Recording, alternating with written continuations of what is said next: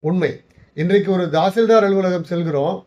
அங்கே ஒரு கடைநிலை ஊழியர் இருக்கிறார். அவருக்கு தரப்பட்ட சின்ன அதிகாரம். அதனைக் கொண்டு அவர் என்ன நினைக்கிறார் பாருங்க. எவ்வளவு ஆணவம் கொள்கிறார் பாருங்க.